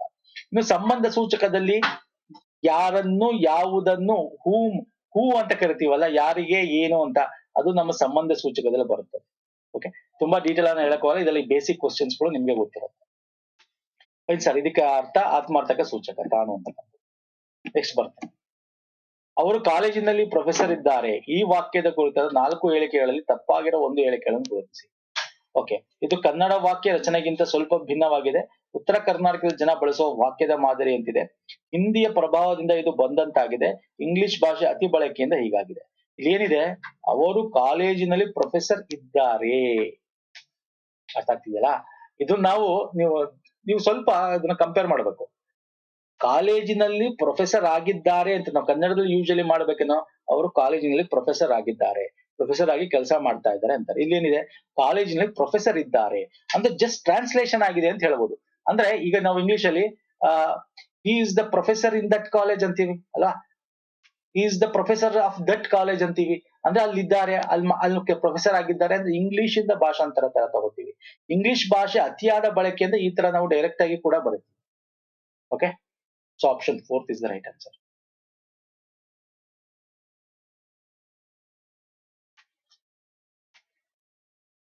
ಅಂದ್ರೆ ಇಲ್ಲಿ ತಪ್ಪಾಗಿರೋ ಒಂದು ಹೇಳಿಕೆಯನ್ನು ಗುರುತಿಸಿ ಅಂತ ಕೇಳಿರೋದು. ಅಂದ್ರೆ ಇಂಗ್ಲಿಷ್ ಭಾಷೆ ಅತಿಯಾದ ಬಳಕೆಯಿಂದ ಹೀಗಾಗಿದೆ ಅನ್ನಕ್ ಅಲ್ಲ, ಇದು ಟ್ರಾನ್ಸ್ಲೇಷನ್ ಪದ. ಭಾಷೆ ಬಳಕೆಯಿಂದ ಆಗಿರೋದಲ್ಲ ಇದು. ನಾನು ಹೇಳ್ಬೇಕಾದ್ರೆ ಟ್ರಾನ್ಸ್ಲೇಷನ್ ಮಾಡಿದೀವಿ ಹೊರತು ಇಂಗ್ಲಿಷ್ ಭಾಷೆ ಬಳಕೆಯಿಂದನೇ ಆಗಿದೆ ಅಂತಲ್ಲ. ಬೇರೆ ಬೇರೆ ಕಡೆ ಬೇರೆ ಬೇರೆ ಮಾತಾಡ್ತೀವಿ ನಾವು. ಅಂದ್ರೆ ಈಗ ಉತ್ತರ ಕರ್ನಾಟಕ ಜನ ಬಳಸುವ ವಾಕ್ಯದ ಮಾದರಿ ಅಂತ ಕೂಡ ಇರ್ಬೋದು ಇದು ಅಲ್ವಾ. ಅಲ್ಲಿ ಬೇರೆ ತರ ಮಾತಾಡ್ತಾರೆ, ಬಂದಾನು, ಬಂದ, ಈ ತರ ಎಲ್ಲ ಮಾತಾಡ್ತೀವಿ ಅಲ್ವಾ. ಅವರ ಗ್ರಾಂಥಿಕ ರೂಪನೇ ಬೇರೆ ಆಗಿರುತ್ತೆ. ಕನ್ನಡ ವಾಕ್ಯ ರಚನೆಗಿಂತ ಸ್ವಲ್ಪ ಭಿನ್ನವಾಗಿದೆ. ಹೌದು, ಇದು ಭಿನ್ನವಾಗಿದೆ. ಹಿಂದಿ ಪ್ರಭಾವದಿಂದ ಕೂಡ ಆಗಿರ್ಲೂಬಹುದು. ಆದ್ರೆ ಇಂಗ್ಲಿಷು ಟ್ರಾನ್ಸ್ಲೇಷನ್ ಆಗಿರ್ಬೇಕು, ಅತಿ ಬಳಕೆಯಿಂದ ಅಲ್ಲ. ಇದು ಟ್ರಾನ್ಸ್ಲೇಷನ್ ಆಗಿರೋ ಸರಿ. ಹಾಗಾಗಿ ಯಾವ್ದು ಸರಿಯಲ್ಲ ಅಂತ ಕೇಳಿರೋದ್ರಿಂದ ಆಪ್ಷನ್ 4. ಓಕೆ. ಸೊ ಕನ್ಫ್ಯೂಸ್ ಆಗ್ಬೇಡಿ. ಇಲ್ಲಿ ನಾನು ಹೇಳ್ಬೇಕಾದ್ರೆ ಒಂಚೂರು ಸ್ವಲ್ಪ ಕನ್ಫ್ಯೂಸ್ ಆಯ್ತು ಅಷ್ಟೇ. ಅಮಂಗಳವಾದದನ್ನು ಸೌಮ್ಯವಾದ ಉಕ್ತಿಗಳು ಹೇಳಲಾಗುತ್ತದೆ. ಅದರ ಒಂದು ಉದಾಹರಣೆ ಇಲ್ಲಿ ಗುರುತಿಸಿ. ಅಂದ್ರೆ ಅದು ನೆಗೆಟಿವ್ ಪದ, ಆದ್ರೆ ಪಾಸಿಟಿವ್ ಆಗಿ ಹೇಳ್ತೀವಿ ನಾವು. ಚಿರಂಜೀವಿ ಪಾಸಿಟಿವ್ ಪದನೇ ಅಲ್ವಾ. ಆರೋಗ್ಯವಂತ ಅದು ಪಾಸಿಟಿವ್ ಪದನೇ. ಅಮಂಗಳ ಅಂದ್ರೆ ನೆಗೆಟಿವ್ ಅಂತ. ಓಕೆ. ಭಾಗ್ಯವಂತ ನಾವು ಕೀರ್ತಿಶೇಷನ ಆಗು ಇಸ್ ದ ರೈಟ್ ಆನ್ಸರ್. ಅಂದ್ರೆ ಕೀರ್ತಿ ಶೇಷ ಅಂದ್ರೆ ಉಳಿದು ಅಂತ, ಬಿಟ್ಟು ಹೋಗು ಅಂತ. ಕೀರ್ತಿಶೇಷ ಅಂದ್ರೆ ಒಬ್ಬರ ಖ್ಯಾತಿನ ಬಿಟ್ಟರು, ಸತ್ತರು, ಮೃತರು ಅನ್ನೋದಕ್ಕೆ ಯೂಸ್ ಮಾಡ್ತೀವಿ ನಾವು. ಒಂಥರ ಅದನ್ನ ನಾವು ಪಾಸಿಟಿವ್ ಆಗಿ ಹೇಳ್ತಕ್ಕಂಥದ್ದು. ಕೀರ್ತಿವಂತನಾಗೋದಂದ್ರೆ ಕೀರ್ತಿಶೇಷನಾಗೋ ಅಂತ. ಓಕೆ. ಅಂದ್ರೆ ಇತಿಹಾಸ ಸೇರೋದನ್ನ ಪಾಸಿಟಿವ್ ಆಗಿ ಹೇಳ್ತಕ್ಕಂಥದ್ದು. ಬಿಟ್ಟು ಹೋದರು, ಸತ್ತರು, ಅದು ಇತಿಹಾಸ ಸೇರೋದನ್ನ ಅದನ್ನ ಪಾಸಿಟಿವ್ ಆಗಿ ಹೇಳ್ತಕ್ಕಂಥದ್ದು. ಓಕೆ. ತೀರೋದ್ರು ಅನ್ನೋದನ್ನ ಪಾಸಿಟಿವ್ ಆಗಿ ಹೇಳೋದು. ಇತಿಹಾಸ ಸೇರಿದೆ, ಆದ್ರೆ ನೆಗೆಟಿವ್ ಅದನ್ನ ಪಾಸಿಟಿವ್ ಆಗಿ ಹೇಳ್ತಾ ಇದ್ ನಾವು ಸೌಮ್ಯವಾಗಿ ಹೇಳ್ತೀವಿ. ಸೊ ಕೀರ್ತಿಶೇಷನಾಗೋ is the right answer. Bleaching powder ಅನ್ನು ಕೆಲವು ಅಗಸರು ಬ್ಲೀಚಿಂಗ್ ಪೌಡ್ರು ಎಂದು ಉಚ್ಚರಿಸಲು ಕಾರಣ ಏನು? ನಾವು ಕನ್ನಡದಲ್ಲಿ ಹಂಗೆ ಬಸ್ನ ಬಸ್ಸು ಅಂತೀವಿ ಅಲ್ವಾ, ಹಂಗೆ ಬ್ಲೀಚಿಂಗ್ ಪೌಡ್ರು. ಅವರಿಗೆ ಸರಿಯಾಗಿ ನಾಲಿಗೆ ತಿರುಗುವುದಿಲ್ಲ, ಇಲ್ಲ. ಇಂಗ್ಲಿಷ್ ಪದದ ಬಳಸಲು ಅವರಿಗೆ ಇಷ್ಟವಿಲ್ಲ, ಇರಲೂಬಹುದು. ಆ ಪುಡಿಗೂ ಬಿಳಿ ಪದಕ್ಕೂ ಸಂಬಂಧವಿದೆ ಎಂದು ಭಾವಿಸಿರುವುದು yes, this is the right answer. ಅರ್ಥ ಆಗ್ತಿದೆಯಲ್ಲ? ಆ ಪುಡಿ ಅಂದ್ರೆ ಇಲ್ಲಿ ಬ್ಲೀಚಿಂಗ್ ಅಂತ ಕೊಟ್ಟಿದ್ದಾನೆ ಅವನು. ಇಲ್ಲಿ ಬ್ಲೀಚಿಂಗ್ ಅಂತ ಕೊಟ್ಟಿಲ್ಲ, ಬ್ಲೀಚಿಂಗ್ ಪೌಡ್ರು ಅಂತ ಕೊಟ್ಟಿದ್ರೆ ನಾವು ಆಪ್ಷನ್ 2 ಹಾಕ್ಬೋದಾಗಿತ್ತು. ಇಲ್ಲಿ ಬ್ಲೀಚಿಂಗ್ ಅಂದ್ರೆ ಬ್ಲೀಚಿಂಗ್ ಅನ್ನ ಅವ್ರು ಏನ್ ಅನ್ಕೊಂಡಿದ್ರೆ ಬ್ಲೀಚಿಂಗ್ ಪೌಡರ್ ನಿಮ್ಗೆ ವೈಟ್ ಕಲರ್ ಇರುತ್ತೆ ಅಲ್ವಾ, ಅದಕ್ಕೆ ಅದನ್ನ ಕನ್ನಡದಲ್ಲಿ ನಾವು ಮಾತಾಡ್ತಾ ಬ್ಲೀಚಿಂಗ್ ಅಂತಾರೆ ತುಂಬಾ ಜನ. ಬ್ಲೀಚಿಂಗ್ ಅಂದ್ರೆ ಬಿಳಿ ಪಲ್ಲವ ಇದೆಯಲ್ಲ, ಅದಕ್ಕೆ ಬ್ಲೀಚಿಂಗ್ ಬದಲು ಬ್ಲೀಚಿಂಗ್ ಆಗಿದೆ. ಆ ಅರ್ಥದಲ್ಲಿ ಅದನ್ನ ಕರೆಯಬಹುದು. Option 3 is the right answer. Next ಬನ್ನಿ, ಕರ್ ಪ್ಲಸ್ ಫೋನ್, ಕರ್ಪೋನ್, ಕರ್ಬೋನ್, ಕಬ್ಬಿಣ, ಇಲ್ಲಿ ಬರುವ ಪೋನ್ ಮೂಲ ರೂಪದ ಸಮೀಪ ಅರ್ಥ ಯಾವುದು? ನೋಡಿ, ಕಬ್ಬಿಣ ಅಂತ ಅವನ ಕೊಟ್ಟಿದ್ದಾನೆ. ಕಪ್ಪು ಇರ್ತಕ್ಕಂತ ಒಂದು ಬಣ್ಣದ ಒಂದು ಹೊನ್ನು ಆಗಬಹುದು, ಹಣ, ಲೋಹ. ಕಬ್ಬಿಣ ಅಂದ್ರೆ ಏನು ಸರ್? ಲೋಹ ಅಲ್ವಾ, ಲೋಹ ಇಸ್ ದ ರೈಟ್ ಆನ್ಸರ್ ಆಗುತ್ತೆ. ಬಟ್ ಇಲ್ಲಿ ಇದು ಅರ್ಥ ಸಂಕೋಚನವಾಗಿದೆ. ಈ ಕ್ವಶನ್ ಬೇಕಾದ್ರೆ ಇನ್ನೊಂದನ್ನ ಕೇಳ್ಬೋದು, ಇದು ಏನಾಯ್ತು ಇದ್ರಲ್ಲಿ ಏನಾಗಿದೆ ಅಂತ. ಅರ್ಥ ಸಂಕೋಚನ ಅಂತ ಕರಿತೀವಿ. ಸಂಕೋಚನ, ಅರ್ಥ ಸಂಕೋಚನ ಅಂತಕ್ಕಂಥದ್ದು ಏನಿದೆ, ಅರ್ಥ ಸಂಕೋಚ ಅಂತಕ್ಕಂಥದ್ದು ಏನಿದೆಯಲ್ಲ, ಇದು ಒಂದು ಕಾಲದಲ್ಲಿ ವಿಸ್ತಾರವಾದ ಅರ್ಥ ಪಡೆದಿದ್ದು ಇದು ಸಂಕುಚಿತವಾಗಿರ್ಬೋದು. ಅಥವಾ ಈ ಅರ್ಥ ಸಂಕೋಚನ ಏನಾಗ್ಬೋದು ಅಂತಂದ್ರೆ, ಈಗ ಅದು ವಿಶಾಲ ಅರ್ಥ ಬೇಕಾದ್ರೂ ಹೊಂದಿರ್ಬೋದು. ಓಕೆ, ಒಂದು ಏನ್ ಅರ್ಥ ಇರುತ್ತೆ ಅದು ವಿಕಾಸ, ಸಂಕೋಚನ, ಹೀನಾನು ಆಗ್ಬೋದು, ಉತ್ತಮನೂ ಆಗ್ಬೋದು. ಅನ್ಯ ಅರ್ಥವನ್ನು ಪಡೆದು ಬಳಕೆಗೊಳ್ಳುತ್ತಾ ಬಂದವುಗಳನ್ನ ನಾವು ಅರ್ಥ ಸಂಕೋಚನ ಅಂತ ಕರಿತೀವಿ. ಈಗ ಮೃಗ ಅಂತಕ್ಕಂಥದ್ದನ್ನ ಮೊದಲು ಜಿಂಕೆ ಅಂತ ಕರಿತಿದ್ರು. ಈಗ ಮೃಗ ಅಂದ ತಕ್ಷಣ ಕಾಡು ಮೃಗ ಅಂದ ತಕ್ಷಣ ನಾವೇನ್ ಮಾಡ್ತೀವಿ, ಎಲ್ಲಾ ಪ್ರಾಣಿಗಳು ಕಾಡಲ್ಲಿ ಇರೋದೆಲ್ಲ ಮೃಗಗಳೇ ಅಂತ ಕರಿತೀವಿ, ಯಾವುದೇ ಪ್ರಾಣಿ ಆಗಿರ್ಬೋದು ಅಲ್ವಾ. ಅದೇ ತರ ಪೋನ್ ಅಂತಕ್ಕಂಥದ್ದು ಇವಾಗ ಲೋಹ ಅಂತ ನಾವು ಕರಿತೀವಿ, ಕಬ್ಬಿಣ ಲೋಹ ಅಂತ ಕರಿತೀವಿ. ಆದ್ರೆ ಮೊದ್ಲು ಅದು ಚಿನ್ನ ಅಂತ ಇರ್ತದು. ಇಲ್ಲಿ ನಾನು ಇಲ್ಲೊಂದಷ್ಟು ಉದಾಹರಣೆ ಕೊಟ್ಟಿದ್ದೀನಿ ನೋಡಿ. ಸೀರೆ ಅಂದ್ರೆ ಮೊದ್ಲು ಇದ್ದ ಅರ್ಥ ವಸ್ತ್ರ ಅಂತ, ಆದ್ರೆ ಈಗ ಹೆಂಗಸರು ಉಡುವ ವಸ್ತ್ರ ಅದು ಸೀರೆ ಅಂದ್ರೆ. ಮೊದ್ಲು ಕಂಪ್ಲೀಟ್ ವಸ್ತ್ರ, ಅದು ಗಂಡಸರದು ಆಗಿರ್ಬೋದಾಗಿತ್ತು. ಮತ್ತೆ ಜಂಗಮ ಅಂದ್ರೆ ನೆಲೆ ಇಲ್ಲದ ಅಲೆದಾಡುವ ಅಂತ ಮೊದ್ಲು, ಈಗ ಒಂದು ಜಾತಿಗೆ ಸೇರಿದವ ಅಂತೀವಿ. ಈಗ ಕುರುಬನ ಹಂಗೆ, ಗುಡ್ಡ ವಾಸಿಲಿ ಕುರಿ ಕಾಯುವವ ಅಂದ್ರೆ ಅವನ ಕೆಲಸಕ್ಕೆ ತಕ್ಕಂತೆ. ಈಗ ಹಂಗ ಅದು ಒಂದು ಜಾತಿ ಹೆಸರೇನೆ ಅದು ಅಂತ ಇರ್ತಕ್ಕಂಥದ್ದು. ಮೀನ್ ಅಂದ್ರೆ ಮಿನುಗೋ ವಸ್ತು ಅಂತಿತ್ತು, ಈಗ ಮೀನು ಅಂದ್ರೆ ಅದು ಫಿಶ್ ಅಂತಾನೆ ಕರೆಯೋದು. ಅರ್ಥ ಆಗ್ತಿದೆಯಲ್ಲ. ಸೊ ಇದನ್ನ ಅರ್ಥ ಸಂಕೋಚನ ಅಂತ ಕರಿತೀವಿ. ಕೇಳ್ತಾನೆ ಎಕ್ಸಾಮ್ ಅಲ್ಲಿ ಇದನ್ನು ಕೂಡ. ಈಗ ಇನ್ನೊಂದು ತಗೋತೀನಿ. ಯಾಕೆ ಇಷ್ಟೆಲ್ಲ ಹೇಳ್ದಂದ್ರೆ ಈ ಕ್ವಶನ್ ನೋಡಿ, ಹಿಂಗ್ ಬರ್ಬೋದು ಕ್ವಶನ್ ನಿಮ್ಗೆ. ಅದು ಸಂಸ್ಕೃತದಿಂದ ಕನ್ನಡಕ್ಕೆ ಬಂದಿರುವ ಅವಸರ ಪದಕ್ಕೆ ಸಮಯ ಎಂಬ ಅರ್ಥ ಹೋಗಿ ಆತುರ ಎಂಬ ಅರ್ಥ ಬಳಕೆಯಲ್ಲಿದೆ. ಓಕೆ, ಅವಸರ ಅಂತಕ್ಕಂಥದ್ದು ಅಂದ್ರೆ ಬೇಗ, ಅದು ಬೇಗ ಬರೋದು, ಲೇಟ್ ಆಗಿ ಬರೋದು. ಅದೊಂದು ಬೇಗ ಅಂತಕ್ಕಂಥದ್ದೇನೋ ಒಂದು ಟೈಮ್ ಅಲ್ವಾ, ಸಮಯ ಅಂತ ಇತ್ತು. ಈಗ ಆತುರ, ಅವಸರ ಅಂದ್ರೆ ಆತುರ, ಅವಸರ ಯಾಕೆ ಪಡ್ತೀಯ ಅಂದ್ರೆ ಆತುರ ಯಾಕೆ ಪಡ್ತೀಯ ಅಂತಾರೆ ಇವಾಗ ಅಲ್ವಾ, ಆ ಅರ್ಥ. ಇದನ್ನ ಏನ್ ಅಂತೀವಿ? ಅರ್ಥ ಸಂಕೋಚ ಅಂತೀವ, ಅರ್ಥ ವಿಕಾಸ ಅಂತೀವ, ಅರ್ಥಾಂತರ ಅಂತೀವ. ನೋಡಿ ದಯವಿಟ್ಟು ಅರ್ಥ ಮಾಡ್ಕೊಳ್ಳಿ. ಅರ್ಥ ಸಂಕೋಚನ ಅಂದ್ರೆ ಅದು ಹೀನ, ಇಲ್ಲ ಹೇಳಿದೀನಿ. ಅರ್ಥ ಸಂಕೋಚ ಅಂದ್ರೆ ಅದು ವಿಕಾಸನೂ ಆಗಿರ್ಬೋದು, ಸಂಕೋಚ ಅಂದ್ರೆ ಕೆಳಮಟ್ಟದಾಗಿರ್ಬೋದು, ಹೀನ ಅಥವಾ ಉತ್ತಮನೂ ಆಗಿರ್ಬೋದು, ಅಥವಾ ಅನ್ಯ ಪದ. ಓಕೆ, ಈ ತರನು ಕೂಡ ಆಗಿರ್ಬೋದು. ಬಟ್ ಇಲ್ಲಿ ಅವಸರಕ್ಕೆ ಸಮಯ ಅಂತಕ್ಕಂಥದ್ದು ಆತುರ ಇಲ್ಲಿ ಬೇರೆನೇ ಆಗಿದೆ, ಅಂದ್ರೆ ಅರ್ಥಾಂತರವಾಗಿದೆ. ಇಲ್ಲಿ ಏನಾಗಿದೆ ಸರ್? ಅರ್ಥಾಂತರ ಅಂದ್ರೇನು? ಒಂದು ಪದದ ಅರ್ಥ ಹಿಗ್ಗಿಲ್ಲ, ಕುಗ್ಗಿಲ್ಲ, ಹೀನಾರ್ಥನೂ ಆಗಿಲ್ಲ. ನಾನು ಅದ್ರಲ್ಲಿ ಹೇಳಿದ್ದೆ, ಉತ್ತಮ ಹೀನ ಆಗೋದು ಅರ್ಥ ಸಂಕೋಚ. ಅದ್ರಲ್ಲಿ ಹೀನಾರ್ಥನೂ ಇಲ್ಲ, ಉತ್ತಮ ಅರ್ಥನೂ ಇಲ್ಲ. ಆ ಪದವು ಬೇರೆಯದೇ ಆದ ಅರ್ಥವನ್ನು ಪಡೆದರೆ ಅದನ್ನ ಅರ್ಥಾಂತರ ಅಂತ ಕರೀತಾರೆ. ಇಲ್ಲಿ ಆಗಿರೋದೇ ಅದು. ಅವಸರ ಅಂತಕ್ಕಂಥದ್ದು ಸಮಯ ಅನ್ನೋದು, ಆತುರ ಅನ್ನೋದು ಇವಾಗ ಆಗಿದೆ. ಇಲ್ಲಿ ನೋಡಿ, ಅಮ್ಮ ಅಂತಕ್ಕಂಥ ಶಬ್ದ ಮೊದಲು ತಂದೆ ಅಂತಿತ್ತು, ಈಗ ತಾಯಿ ಆಗಿದೆ. ಹೌದು, ದಾಹ ಉರಿ ಅಂತಿತ್ತು, ಬಾಯಾರಿಕೆ ಅಂತ ಆಗಿದೆ ಈಗ. ನಿಜ ಅಂದ್ರೆ ತನ್ನ ಸ್ವಂತ ಅಂತಿದ್ದು ಸತ್ಯ ಅಂತ ಆಗಿದೆ. ಅದೇ ರೀತಿ ಇಲ್ಲಿ ನಾನ್ ನಿಮಗೆ ಹೇಳ್ತಾ ಇದ್ದೆ, ಇಲ್ಲಿ ಯಾವ್ದಿದೆ ಇಲ್ಲಿ? ಅವಸರ ಅಂತಕ್ಕಂಥ ಸಮಯ ಅಂತಿತ್ತು, ಈಗ ಆತುರ ಆಗಿದೆ. ಇಲ್ಲೊಂದಷ್ಟು ಲಿಸ್ಟ್ ಕೊಟ್ಟಿನಿ, ಯಾವ್ದು ಬೇಕಾದ್ರೆ ಎಕ್ಸಾಮ್ ಅಲ್ಲಿ ಕೇಳ್ಬೋದು. ಅಂದ್ರೆ ಇಲ್ಲಿ ಅರ್ಥ ವ್ಯತ್ಯಾಸ ಅನ್ನೋದು ಸ್ವಭಾವ ಆದ್ರೂ ಆಗಿರ್ಬೋದು, ಗುಣ ಆಗಿರ್ಬೋದು, ಕ್ರಿಯೆ ಆದ್ರೂ ಆಗಿರ್ಬೋದು. ಅರ್ಥ ಆಗ್ತಿದೆಯಲ್ಲ. So this is very important ಸ್ನೇಹಿತರೆ. ನೋಡಿ, ನಾನು ನಿಮ್ಗೆ ಅದನ್ನೇ ಹೇಳ್ತಾ ಇರೋದು. ಈ ಒಂದು ಮ್ಯಾರಥಾನ್ ವಿಡಿಯೋಗಳು ಮಾಡಿದೀವಿ, ಅದನ್ನು ಕೂಡ ಒಂದ್ಸಲ ನೋಡ್ಕೊಳ್ಳಿ. 2 ರಿಂದ 3 ವಿಡಿಯೋಗಳು ನಿಮಗೆ ನಾವು ಮ್ಯಾರಥಾನ್ ಮಾಡಿವಿ, ಇತ್ತೀಚೆಗೆ ಮಾಡಿರ್ತಕ್ಕಂಥದ್ದು. ನಿಮ್ಗೆ ಎಕ್ಸಾಮ್ಸ್ಗೆ ಸಾಮಾನ್ಯ ಕನ್ನಡದ ಪೇಪರ್ 2ಗೆ ಹೆಲ್ಪ್ ಆಗುತ್ತೆ. ಈ ಲಿಂಕ್ಸ್ ಎಲ್ಲ ಕೊಡ್ತೀನಿ ಇದೇ ವಿಡಿಯೋದ ಕೆಳಗೆ ಡಿಸ್ಕ್ರಿಪ್ಷನ್ ಬಾಕ್ಸ್ ಅಲ್ಲಿ. ಈ ವಿಡಿಯೋ ಇಷ್ಟ ಆಗಿರೋ ಲೈಕ್ ಮಾಡಿ, ಶೇರ್ ಮಾಡಿ, ಸಬ್ಸ್ಕ್ರೈಬ್ ಮಾಡ್ಕೊಂಡಿಲ್ಲ ಮಾಡ್ಕೊಳ್ಳಿ ಸ್ನೇಹಿತರೆ. ನಾನು ಲಿಂಕ್ ಕೊಡ್ತೀನಿ, ಎಲ್ಲ ವಿಡಿಯೋಸ್ಗಳದ್ದು, ಪ್ಲೇ ಲಿಸ್ಟ್ಗಳದ್ದು ನೀವು ರಿವಿಷನ್ ಮಾಡ್ಕೊಳ್ಳೋದಷ್ಟು ಮಾಡ್ಕೊಳ್ಳಿ. ಓಕೆ, ನಮ್ಮ ಟೆಲಿಗ್ರಾಮ್ ಮತ್ತೆ ಇನ್ಸ್ಟಾಗ್ರಾಮ್ ನ ಫಾಲೋ ಮಾಡ್ಕೊಳ್ಳಿ. ಆ ಲಿಂಕು ಡಿಸ್ಕ್ರಿಪ್ಷನ್ ಬಾಕ್ಸ್ ಅಲ್ಲಿ ಇದೆ. ನೆಕ್ಸ್ಟ್ ವಿಡಿಯೋ ಪುನಃ ಸಿಗ್ತೀನಿ. ನಮಸ್ಕಾರ, ಧನ್ಯವಾದಗಳು. Thank you so much.